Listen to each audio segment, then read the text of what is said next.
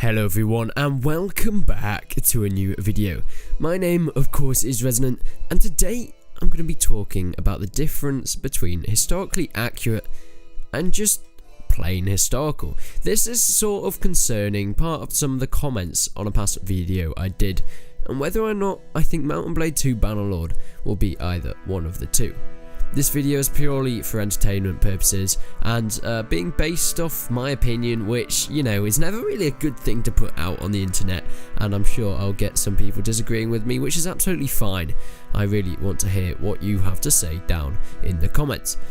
But this video is going to be what I purposely think is the difference between historically accurate and historical in general.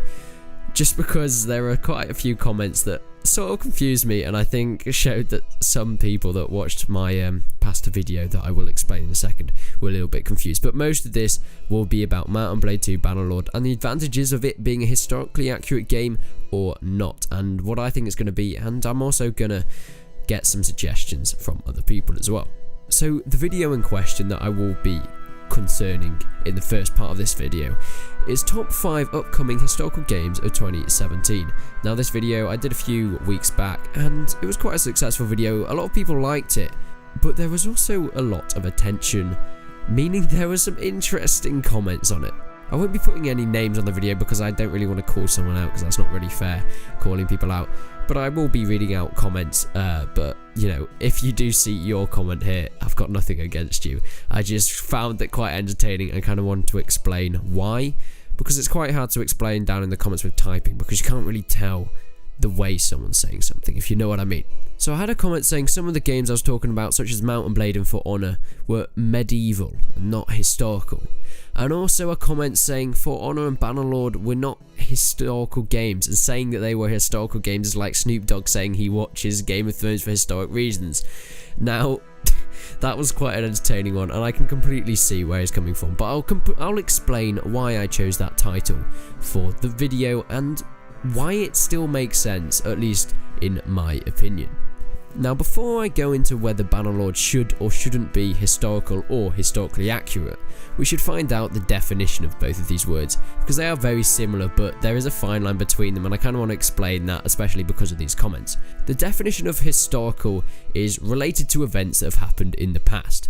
So, going back to that comment before, having a medieval game is still a historical game, because it is actually speaking about the stuff that's happened in the past. The second comment is talking about how For Honor and Bannerlord are not historically accurate, not historical. And of course the title was not top 5 historically accurate games, upcoming games of 2017.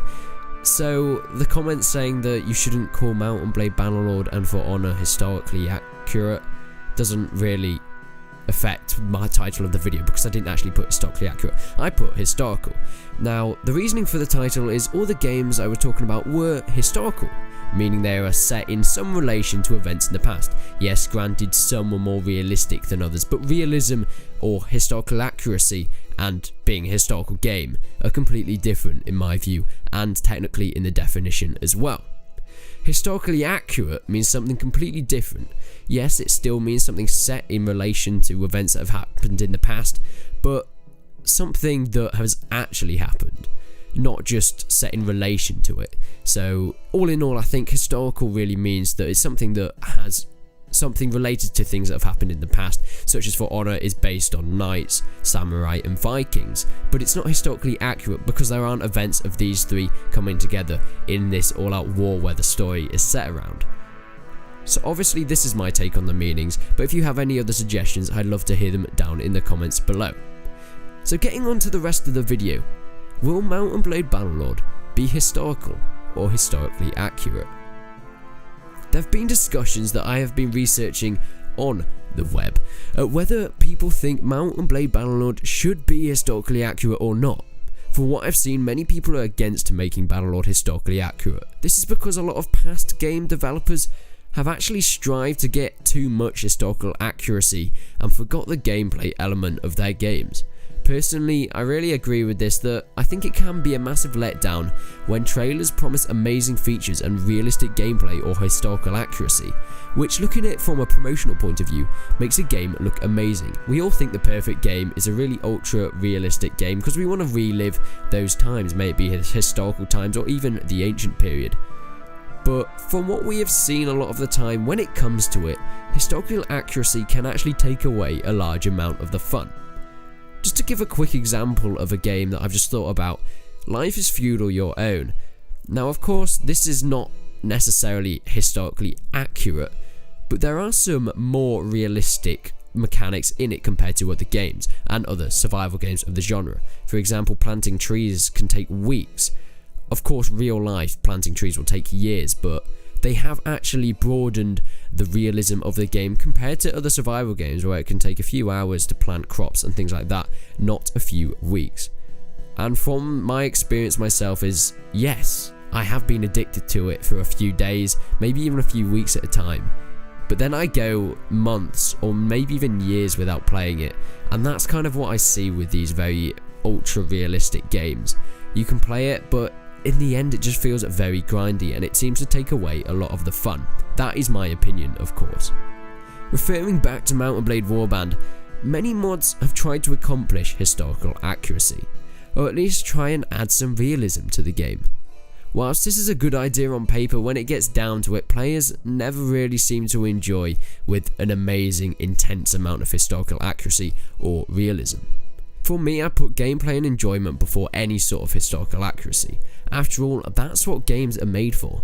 Whereas in a game such as Mount and Blade Bannerlord, which will be rooted in some sort of reality, so I think there should be a limit on how far they go, I still think there is no problem with armor, weapons, tactics, units or even historical figures that wouldn't have necessarily all been around at the same time or accurate to the historical documents, but I still think it'd be absolutely fine at putting them together, because that's what really makes interesting gameplay. After all, this is what makes games engaging, with intricately designed armor, weapons and even scenery and buildings combined with stellar gameplay. So what I'm really trying to say is, yeah, Mount and Blade Bannerlord and Warband really, they're based around a historical period, they're based around a very medieval time, but no, they are not historically accurate games. You will not find some of the armors that you can play as the Swadians. Some of them will be based off real armors and some of them may even be very real armors, but they will be embellished for the game, so historical accuracy isn't really a massive thing in Mount and Blade, and that's not really what I want. I really want Mount and Blade to stick to where it's actually going and where it's been, and not try and bring in all this ultra realism that some people are actually wanting these days and some games are trying to strive for, because I don't think it will work for the Mount and Blade setting. This is because Mount and Blade has always been, and hopefully always will be, set in its own universe. Yes, it is based off reality, with weapons, armor, tactics, etc., but can go wherever it wants with the diversity of the factions and architecture of the buildings or even design of its weaponry. Mount and Blade has never been a historical simulation. Mods and expansions such as the Viking Conquest DLC have somewhat tried to increase realism for players, and it's had some mixed responses. Me personally, the Viking Conquest DLC didn't get me as hooked as the base game of Mount and Blade in the single player, but I know a lot of people, and all in all I think it's had some really good feedback. But for me, I haven't really been as hooked by it, but I have heard that they have tried to add in some historical accuracy, at least compared to the base game. From my research, the majority response is people would rather keep Mount and Blade in its own fantasy world, but keep it around some realism. So in conclusion, Mount and Blade 2 Bannerlord will most likely be similar to Warband, with not being historically accurate, but grounded in historical context. What are your thoughts though? Well, would you rather it be more towards the realism side with the historical accuracy side, with having weapons and armor that were used with each other? Of course, we do have these factions that never really existed, but they are based off real people and real cultures. Or would you rather it kept it with its roots where, yes, Mount and Blade is this somewhat fantasy place. Calradia is a fantasy, it's a made up place, it never really existed, but it is still based off some historical time periods. Me personally, I love the way Mount and Blade is set and its attitude to keeping historical accuracy but not limiting itself, because we all know that trying to make something as realistic as possible just limits a game, and a game cannot be limited, especially this amazing sandbox RPG like game of Mount and Blade Warband and coming in to Mount and Blade Bannerlord. But other than that, guys, that's about it for this video. I'd really love to hear your thoughts down below. This has been a bit of a me talking to you guys, but I really want to hear your thoughts back on this. Would you rather it was more historically accurate than Warband has been, or do you like the way it's going? Do you like what we've seen so far?